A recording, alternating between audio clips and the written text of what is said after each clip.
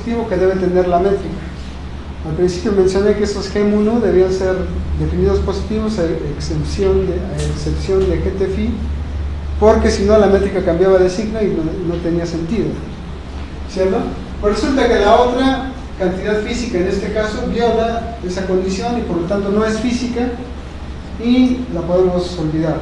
Entonces nos queda un parámetro bastante sensato. ¿Cómo calculamos este valor? Calculamos que la distancia que hay del centro del agujero negro, del centro de la galaxia, a la estrella, pues tiene un radio de 6.21 por 10 a la 10 kilómetros. Eso está dado en un paper escrito por Gilles y colaboradores, y que los corrimientos son del orden de 5 por 10 a la menos 3. Entonces son datos que vienen tomados de esta revista. Y bueno, está escalado porque en realidad la IM debe llevar una G, que es la constante de gravitación universal, y debe estar dividido por C al cuadrado para que tenga sentido, para que tengan las unidades correctas, y de ahí sale este resultado. Entonces queremos hacer lo mismo que tenemos aquí, pero para el caso donde las curvas, para el caso donde A no es 0 primero, y después para el caso donde las curvas no son circulares sino elípticas y no están sobre el plano galáctico, sino que son oblicuas. ¿Está claro? Pues bueno, eso es básicamente lo que les quería comentar, de que hay algunas ideas, algunas perspectivas del trabajo. Si alguno de ustedes está interesado en hacer su tesis o simplemente en colaborar en este sentido, es bienvenido, ¿no? Vamos a tratar de describir trayectorias elípticas que estén fuera del plano galáctico, son más realistas, y que tengan también rotación, ¿no? Porque el caso que analizamos el último caso fue sin rotación. Después vamos a tratar de obtener fórmulas cerradas para calcular la masa y el spin, de tal manera que los astrónomos se sientan más cómodos y sepan qué buscar para poder aplicar la fórmula y obtener información acerca de la masa y el spin, siempre con base en observaciones. Después vamos a confrontar nuestros resultados con las predicciones que hacen otros métodos que no son necesariamente relativistas. Y por ejemplo, si el momento angular es muy cercano a 1, pues todos los cálculos que han hecho newtonianamente no van a tener sentido, no van a ser correctos. Pueden estar cerca, pero no van a ser correctos. Y bueno, después vamos a buscar qué otro tipo de sistemas astrofísicos permiten que se aplique este formalismo, ¿no? En realidad ya sabemos que sistemas binarios lo podemos aplicar a sistemas binarios donde no haya un agujero negro, sino dos que estén orbitando en torno a su centro de masa, o que tengamos un agujero negro con una estrella de neutrones, como cualquier otro sistema binario donde la masa de un objeto sea más pequeña o más grande que la del otro. Y pues lo más ambicioso es tratar de llevar este método a los grandes experimentos, a Gravity, para que si ellos tienen datos de mayor precisión de las curvas de esas estrellas, de las órbitas de las estrellas, podamos introducirlas en nuestras formulitas y calcular de manera relativista cuáles son la masa, el spin y la distancia que hay al agujero negro. Y también al proyecto del Event Horizon Telescope, aunque ellos lo que realmente van a medir son periodos. Entonces aquí el reto sería encontrar una forma de que nuestro formalismo también ayude a predecir lo que ellos pueden medir. Ellos no van a medir lo que nosotros queremos medir. Esas posiciones de las estrellas no las pueden medir porque estamos en el infrarrojo. Y entonces, ¿por qué en el infrarrojo y en el radio? Porque para evitar todo el polvo galáctico que es luminoso que tenemos en el centro de la Vía Láctea, tenemos que emplear una especie de filtro.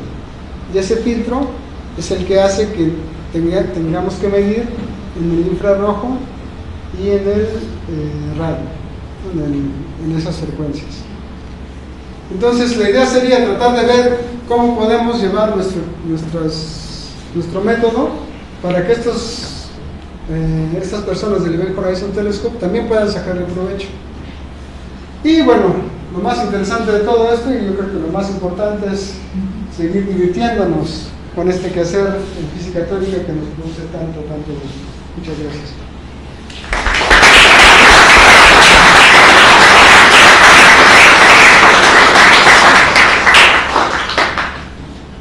Bueno, tenemos tiempo para algunas preguntas del público. público? ¿Preguntas? Yo tengo una. Digamos, estos grandes colaboraciones para hacer estas mediciones, pues, digamos, no van a medir directamente la masa ni el spin del agujero negro. Entonces, a través del método que ustedes desarrollaron, ¿de qué manera pueden descartar, digamos, o confirmar la posibilidad de la existencia del agujero negro? O sea, porque, digamos, pues tú tienes las observaciones y siempre vas a encontrar una masa y un spin, digamos. Sí. Pero, ¿cómo sabes si estos son realistas y si eso confirma, digamos, que ahí está el agujero negro? Okay. Esa es una. Y la segunda pregunta es, ¿cómo calculan los astrónomos la posible masa de este agujero negro supermasivo? Ok. Ahí vamos con la primera pregunta. Vamos a las expresiones hoy. No estoy aquí.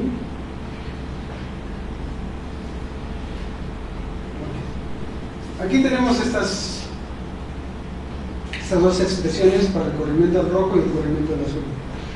Entonces, si uno sustituye, digamos, los valores para las masas, nosotros sabemos que hasta el momento hay agujeros negros del orden de 10 a la 11 masas solares, ¿no? Y tenemos información acerca de las curvas, del radio de las curvas de las estrellas. Entonces, sabemos que A va desde 0 a 1 en términos de masas, en términos de M. Entonces, sabemos que estas dos cantidades están acotadas en realidad, es un cociente. No pueden ir hasta el infinito, sino que están acotadas en cierto rango. Entonces, una forma de ver sería que como tenemos Z rays, el corrimiento al rojo y el corrimiento al azul acotadas en cierto rango de valores, si los invertimos nos da cierta A y cierta M, ¿cierto? También están acotados. Es una forma de ver que no hay un agujero negro, es si tú tienes mediciones que se salen de ese rango de valores predichos por relatividad general. O sea, en realidad lo que estarías diciendo es que no es un agujero negro de Kerr. No estarías diciendo que no hay agujeros negros. O sea, estarías diciendo que no es un agujero negro de Kerr, porque es la suposición número 1 que hicimos. Entonces uno puede ir más lejos. Puede decir, ¿qué tal si quiero ver que no es un agujero negro en general? ¿No?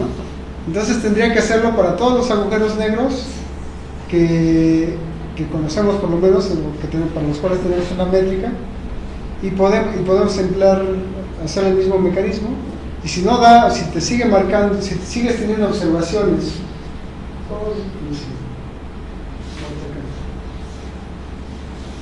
si sigues teniendo observaciones que se salen de los valores acotados que te dan las teorías, entonces quiere decir que no es un agujero negro. Pero lo que podemos hacer con esto es nada más decir si es o no un agujero negro de Kerr, y por lo tanto si relatividad general es válida o no. Y si no lo es, podemos ir a buscar a las teorías alternativas que hay ahorita de gravedad modificada y ver si esas sí le pegan. Y eso querría decir que Einstein a este nivel no es tan preciso, sino que hay que tomar en cuenta otros efectos que vienen dados por gravedad modificada, por otras teorías. Esa es la primera pregunta. Y la segunda pregunta, si me recuerdas un poquito para puntualizar. Que si entendí bien, de alguna manera los astrónomos estipulan que la masa es del orden de 10 a la 11. Sí. Polares. Bueno, para el centro de la galaxia es de 3 por 10 a la 6. Ajá, 10 a la 6. Pero también hay agujeros negros de 10 a la 11. Se llama Hall 3, ese agujero negro. Pero bueno, ¿cómo le hacen? Hay 5 métodos. Usan 5 métodos y los 5 métodos tienen un rango de 2 o 3 órdenes. O sea que la precisión es... Bueno, para un físico teórico eso quiere decir que no es preciso, pero bueno, digamos que la precisión es baja. Dependiendo del método que uso, pues obtengo uno u otro resultado y puedo tener un factor de 1000. Y eso pues no me da mucha... 1000 masas solares es demasiado para decir que es un resultado preciso. Pero bueno, es lo mejor que ellos pueden hacer. Unos usan leyes de potencias, otros usan el análisis newtoniano, otro método usa la luminosidad con una fórmula que relaciona la luminosidad con la masa, porque la ley de decaimiento de la luminosidad va como 1 sobre r cuadrado, y eso te da una idea de cómo es la ley de Newton también. Va como la ley de Newton, y ahí extrapolan y calculan la masa. Otros usan la intensidad del flujo de fotones, y eso es muy similar en cuanto a que usan la ley de 1 sobre r cuadrado. Y ya mencioné la ley de potencias, escalamiento de potencias. O sea, ellos como dicen, ok, en nuestro sistema solar calculamos cómo es la masa del Sol, ¿no? De hecho, este mecanismo, eso fue algo muy bello, una idea muy, muy bonita, que surgió en un seminario también, de discusión. A alguien se le ocurrió calcular la masa del Sol con este tipo de fórmulas, de forma relativista. Entonces dijeron, ok, hay sondas en Venus, ¿no? Y Venus está orbitando, aquí está el Sol, aquí está Venus, acá está la trayectoria de la Tierra, y nosotros estamos en realidad orbitando junto con Venus. Venus es un planeta que es muy parecido a la Tierra en realidad. Pero bueno, vamos a suponer que los dos estamos orbitando en la misma dirección, que los dos estamos orbitando en un momento dado, y lo que se necesita son mediciones que estén así, cuando Venus esté aquí y cuando Venus esté acá. Este va a ser Z red, este va a ser Z blue, y como la Tierra en realidad también se está moviendo, tendríamos que ver en qué momento estamos nuestra posición con respecto a Venus. Bueno, digamos más bien así, que sería en esta posición. Si la Tierra está aquí, medir los fotones que nos llegan de acá cuando Venus se está alejando, y medir los fotones que nos llegan de acá cuando se está acercando. Porque no estamos cercanos, no estamos estáticos, también estamos moviéndonos, pero eso no importa porque es simétrico el asunto prácticamente, ¿no? Y si medimos los corrimientos, vamos a poder medir la velocidad de rotación del agujero negro, del Sol, y la masa. Obviamente ya hay cálculos con base en otras teorías, ¿no?, newtonianos, pero vamos a ver si realmente coinciden con lo que estamos viendo. Es un método de medición relativista.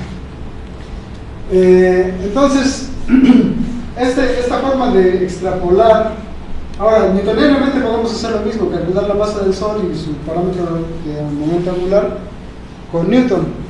Y después lo van extrapolando con una ley de escalas. O sea, piensan que esa relación sigue siendo válida a nivel galáctico. O sea, que Newton es válido a nivel galáctico, y de ahí calculan la masa y el spin.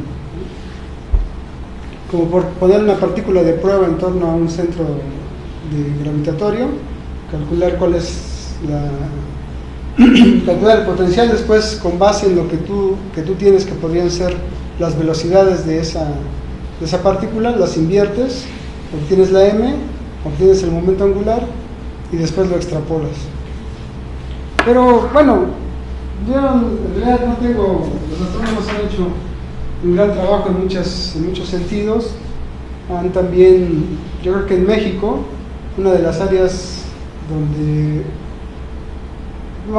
la física se hace, no sé si la física, ellos dicen que no, a veces dicen que sí, pero bueno, digamos que la astronomía mexicana es reconocida internacionalmente, no es algo de hace unas décadas, es una tradición ya. Pudieron haber hecho un papel mucho más importante, como decir, vamos a hacer un gran centro, ¿no? Pero creo que faltó la persona indicada para impulsar esa área a nivel nacional. O sea, como hacer como el INAOE cumple un poquito ese papel, pero en realidad esa tradición ya tiene muchas décadas más, y hay grandes astrónomos muy bien reconocidos a nivel internacional, o sea, que han hecho un muy buen papel, pero básicamente es un papel observacional. O sea, como que somos muy buenos para observar, pero ya los grandes telescopios, las tecnologías los tienen otros países, y ya observar no basta, o más bien no tenemos ese acceso a observar como lo tienen los demás. Entonces hay que hacer otro tipo de ingeniárselas para hacer astronomía, o yo diría astrofísica relativista, pero a nivel internacional también.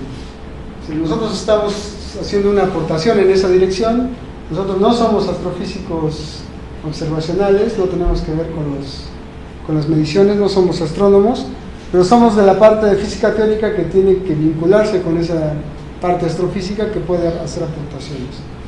Entonces, si alguno de ustedes quiere involucrarse, es bienvenido, con toda confianza y sin miedo. Bueno, no sé si hay más preguntas.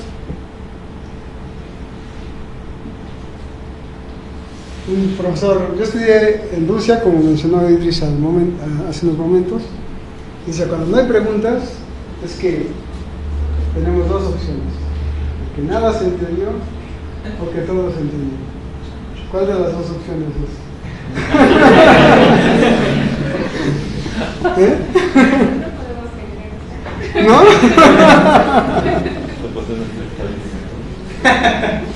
Hay una pregunta por acá. Doctor, usted mencionaba de que posiblemente estas estrellas están girando sobre un agujero negro, pero usted mencionó que puede existir la posibilidad de que no sea un agujero negro. ¿Qué otra cosa podría haber? Esa es una de las preguntas que quisiéramos aclarar. Hay trabajos donde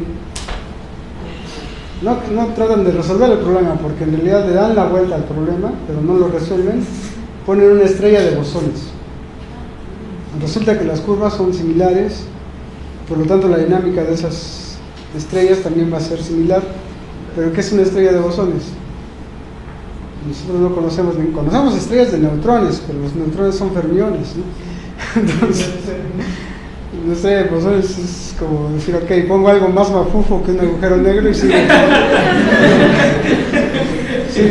seguimos teniendo el mismo comportamiento. Tan mafufo es el agujero negro como la estrella de bosones en ese sentido.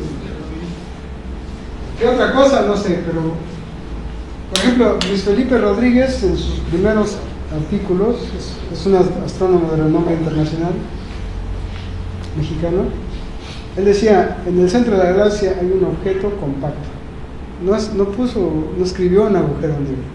Entonces, también hay gente que es un poquito como cuidadosa en ese sentido, pero si tú vas a sus charlas ahora te va a decir que hay un agujero negro. En realidad no sabemos, es una pregunta abierta. Por ahí había otra. Con respecto a, ya que dice que están haciendo los nuevos experimentos para ver si se pueden encontrar objetos más cercanos al horizonte de Venus. ¿Eso trata mucho tiempo? No, va a arrancar en 2018, como te decía, pero yo creo que... va a empezar, ¿no? Van a empezar a hacer las observaciones. Sí, porque apenas... Yo digo, si el tiempo sería muy... que tengamos que esperar 20 años como las mediciones que hay. No, 4 minutos. Quieren medir órbitas de 4 minutos, que tengan un periodo de 4 minutos. Imagínate eso. Si logramos enfocar más, con mayor resolución, al centro no al centro, es al horizonte de eventos, porque no podemos pasar la membrana del... Exacto. Si nos acercamos al horizonte de eventos, ellos pretenden medir órbitas de objetos que tengan un periodo de 4 minutos. O sea, que van a estar girando a una velocidad increíblemente grande. Entonces no habrá que esperar 20 años como ahorita para cerrar una órbita.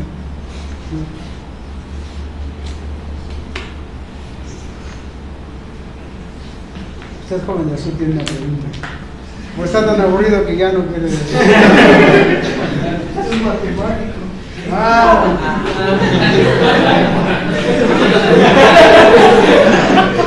Con pretexto.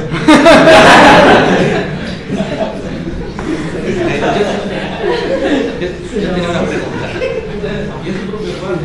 Había una parte donde habías puesto el parámetro de impacto de BG igual a BT para los fotones, ¿no? Y esto era como, el parámetro de impacto era como un rectangular entre la energía. Sí. Y dices que los dos eran iguales. No, pero son diferentes. Sí, son diferentes, ¿no? Pero no habías puesto algo como BG igual a BT. Bueno. Sí, son, ok. Yo había entendido como que era porque son iguales a lo largo de la trayectoria de los fotones. Sí, esa era mi Pregunto porque es que la razón es constante o cada uno es... Cada uno es constante, cada uno es constante. por separado, entonces el cociente es constante. Pero por ejemplo, la energía no debería cambiar si se va moviendo, digamos, en un campo gravitacional. La energía de un fotón debería de cambiar, ¿no?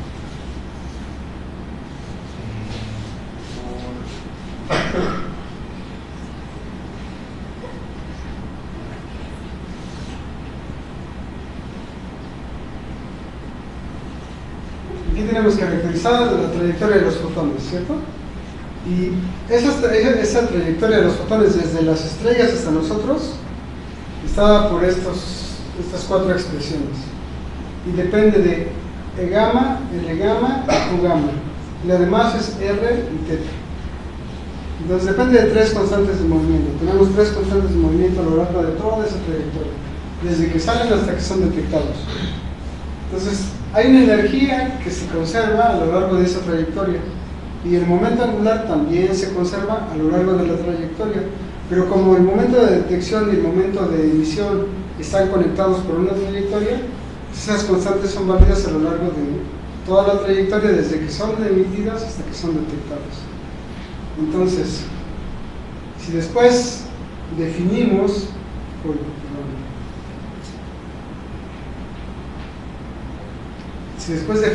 este cociente, entonces esta también es una constante de movimiento a lo largo de toda la trayectoria, porque es el cociente de dos cantidades conservadas a lo largo de la trayectoria. Y esta E es la energía del fotón, es H barra omega. La energía del exacto, y esta es la del momento angular. Pero omega no debería cambiar, o sea, cuando se mueve un fotón en un campo gravitacional, no puede corrimiento gravitacional hacia el rojo, ¿no? Si uno emite luz, digamos, de la Tierra, si fuera, pues para escapar del campo gravitacional pierde un poquito de energía, por eso o sea, tenía un poco que... ¿Por la presencia del campo gravitacional? Sí. Lo que experimenta, la codificación de la información que tienen los fotones debido al campo gravitacional es que se curva su trayectoria. O sea, aquí el efecto es como el light bending que dice, como la deflexión de la luz debido a la presencia del campo gravitatorio. Pero debido a las simetrías que estamos suponiendo, su energía se debe conservar. Va como en una de Killing o una cosa así. Es un vector de Killing, o sea, hay un campo vectorial de Killing a lo largo de la cual la energía se conserva y también se conserva el momento angular. Entonces por eso el cociente se conserva, y entonces lo que hicimos más adelante fue simplemente hacer uso de esa relación para despejar la distancia que hay de la galaxia, de nosotros, del centro de la galaxia hasta nosotros, en términos de todo lo demás, en términos del radio de la estrella. Aquí hay información del radio de la estrella de M y de A, aquí está M, aquí está A, y por aquí debe estar R. Bueno, R también está codificado en B, ¿no?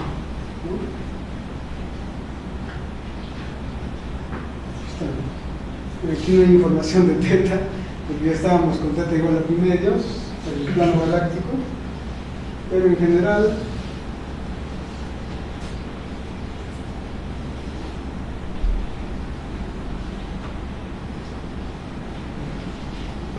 B es L gamma sobre E gamma, ¿no? Aquí no están escritas L gamma, pero están L y E, que son funciones de R y de teta. Entonces B es una función de R y teta en el caso general, y entonces si las igualamos, como está acá, puedes despejar una en términos de la otra, o una R, puedes despejar RD en términos de RE y teta. Y teta también vas a estar parametrizando la trayectoria de la órbita de la estrella, ya sea elíptica o circular. Sí, eso es algo que nosotros tampoco habíamos entendido al principio. Esta fue el último par de fórmulas que le anotamos al paper, y fue a raíz de una pregunta del referee. Dice, pero ¿por qué le cambias? En el paper cambiamos RD por RE, pero bien.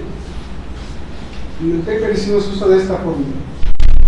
Y como si le pongo subíndice E y subíndice D y son iguales, entonces aquí yo tengo RE y R, puedo cambiar RE por RD, en todas las R's las puedo cambiar por todas las R's, si son R's de la estrella lo puedo cambiar por el detector y viceversa, porque es una cantidad conservada. Y el Revit nos preguntó eso, entonces nos dimos cuenta que podíamos despejar y calcular la distancia con ese. Sí. ¿Más preguntas, muchachos? En Celtal, pregunta Sotzil también. Tengo mi traductor. Este parámetro A, es parámetro, ¿no? Que había dicho que se toma en cuenta los valores de 0 y 1, ¿no? Sí. Este parámetro, ¿en qué, o sea, cómo está dado, en qué función, o sea, en función de qué otras cosas? Parametriza la rotación del agujero negro. Entonces, pues, digamos que es llamarle spin tiene sentido, porque parece que es un parámetro intrínseco, pero no es un momento angular. O sea, no podemos pensar en un agujero negro como en un objeto, en un cuerpo sólido que esté rotando, ¿no? Que tiene momento angular, sino más bien como en un ente. Ya no sabemos de qué tamaño es un agujero negro, puede ser un punto o una región muy compacta donde se esté manifestando una especie de rotación, pero puede ser una rotación intrínseca, así como el spin de una partícula elemental, ¿no? Entonces, podría tener sentido físico decir que es un parámetro intrínseco. Entonces, si tú me preguntas en función de qué, pues es una propiedad intrínseca del agujero negro. Pues ya no está en función de nada. Ahora, si fuese al revés, si fuese una propiedad mecánica, no una propiedad intrínseca, entonces pues estaría en función de qué tan rápido rota ese agujero negro, ¿no? Es como algo que caracteriza la rotación del objeto. Estaba como momento angular sobre masa, ¿no? Sí, y va de 0 a 1, pero en unidades de masa. Sí, en unidades de masa.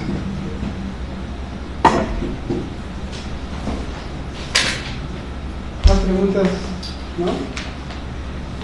Que se me hace que estamos en la primera opción del comentario del profesor Rico. Hace poquito tuvimos una visita. Voy a hacer un comentario. Llegó también un profesor ruso muy renombrado en el área de materiales. Yo realmente soy físico teórico, pero era tan bueno explicando que hasta yo entendí de qué se trataba la charla, de cómo caracterizaban los materiales desde el punto de vista de su estructura cuántica, la estructura electrónica o la composición electrónica que tienen los átomos en un material, pero con un análisis cuántico, ¿no? Estaba muy bonita su presentación. Y nuestros estudiantes por alguna razón tampoco preguntan, ¿no? Me sorprende ese efecto, por decirlo así, como que hay un miedo, ¿no? De preguntar. Pero él hizo un comentario que realmente no se me va a olvidar jamás. Si la capacidad de preguntar es la semilla que uno siembra para después poder ser un investigador. O sea, uno tiene que formularse preguntas. Y cuando uno es investigador, lo que contesta o lo que hace es tratar de responder sus propias preguntas, porque responderlas de los otros son más difíciles. Primero hay que entenderlas.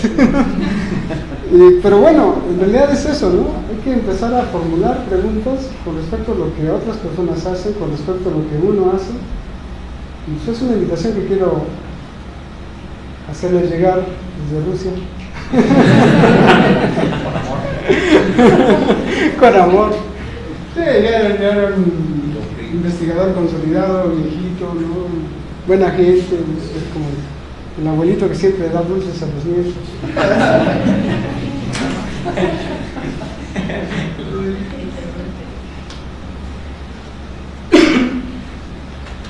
Tengo una pregunta. Establece, de acuerdo a sus observaciones, que llevan 20 años para establecer las órbitas, ¿no? Supongamos que en el centro hay un agujero negro, pero recordemos que cada vez que se los las estrellas en este caso se van acercando al horizonte de suceso, estas pueden perder parte de su masa, así como el agujero negro puede ganar parte de su masa y eso alterar las órbitas de cada uno.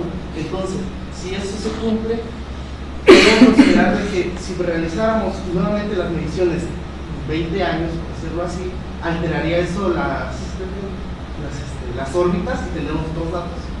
Una pregunta muy física, muy buena pregunta.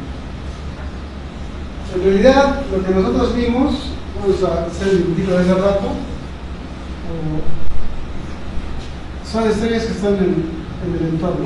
Su compañero nos está diciendo que a medida que uno se acerca al horizonte de eventos, vamos a suponer que hay un horizonte de eventos a cierta distancia,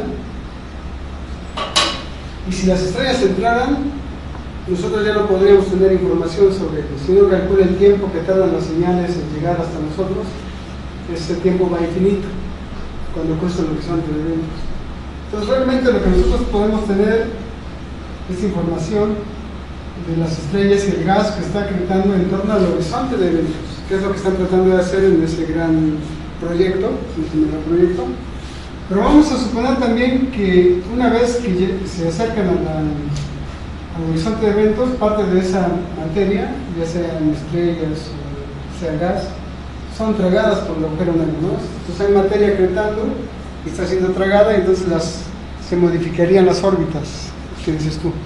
Eso es completamente correcto, pero al nivel en el que están estas órbitas, las órbitas son completamente newtonianas todavía. Entonces, digamos que están muy lejos del horizonte de eventos como para que esos efectos se puedan ver. Entonces, lo más probable es que estas órbitas sigan siendo estables, sigan siendo elípticas con una alta excentricidad, pero no van a perder, por decirlo así, ni momento, ni se van a ver absorbidas por el agujero negro. Todavía están muy lejos.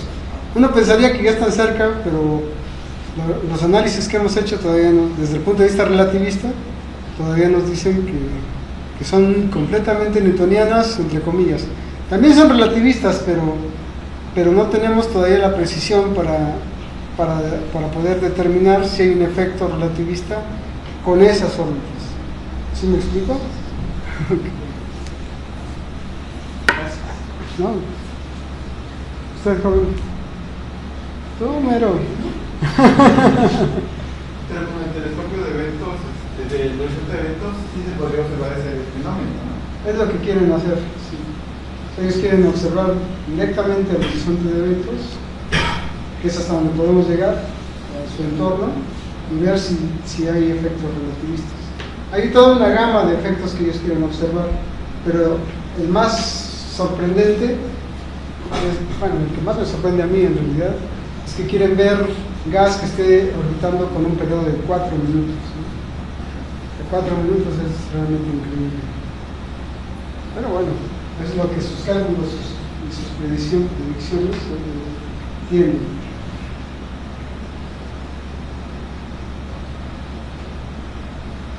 Si no, yo creo que... Muchas gracias por su atención.